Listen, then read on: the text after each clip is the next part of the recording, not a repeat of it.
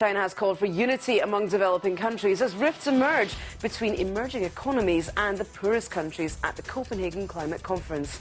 The Pacific island state of Tuvalu exposed differences in the G77 position when it called for discussions on a legally binding amendment to the '97 Kyoto Protocol. This would set targets for reductions in greenhouse gas emissions from major emerging economies such as China and India starting in 2013. The move, backed by dozens of the poorest countries most vulnerable to climate change, was blocked by China, India, Saudi Arabia and other large developing nations. Police are holding 3 people suspected of selling milk powder tainted with the industrial chemical melamine. But officials in Shanxi province managed to stop 5 tons of contaminated milk from entering the market. The general manager of the Shanxi Jinqiao Dairy Company and 2 employees were detained last week. They're accused of selling the tainted food powder to a food additive company. Last month, a dairy farmer and a milk salesman were executed for their roles in the 2008 nationwide milk scandal. Then, milk powder laced with melamine killed at least 6 children and made hundreds of thousands ill. It was one of China's worst food safety cases, and families are still fighting for compensation from the dairy companies involved.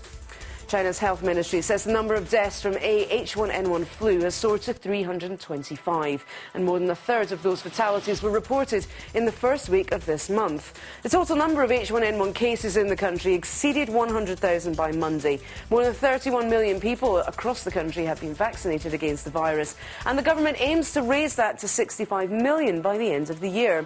Last month, China's health ministry ordered more transparent reporting of flu fatalities. The move came after respected medical expert Dr. Zhong Nanshan questioned official figures and suggested some officials were underreporting fatalities to convince their superiors they were containing the virus. China has reasserted its opposition to U.S. arms sales to Taiwan just 3 weeks after a state visit by President Barack Obama.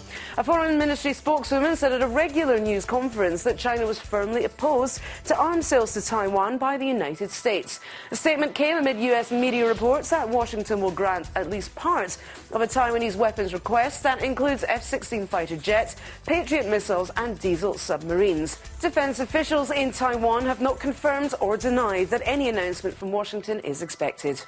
Sports now, and Taiwanese swimmer Chen Wanjun caused an upset at the East Asian Games in Hong Kong yesterday by winning the world's 400-metre individual medley. Her victory broke China and Japan's stranglehold on the gold medals in the pool. The 18-year-old's time was 4 minutes, 40.21 seconds. Liu Jing, a member of China's World Championship winning team, was second, while her compatriot Zheng Rongrong came third. The final day's results gave China a final gold medal tally of 20 at the pool to Japan's 19. Now, with 3 days left at the Games, China has the most golds with 55, 20 more than Japan. South Korea is in third place with 28 golds, followed by Hong Kong with 10 and Taiwan with 6. And those are the BON headlines for now. But we'll be back with more news after this.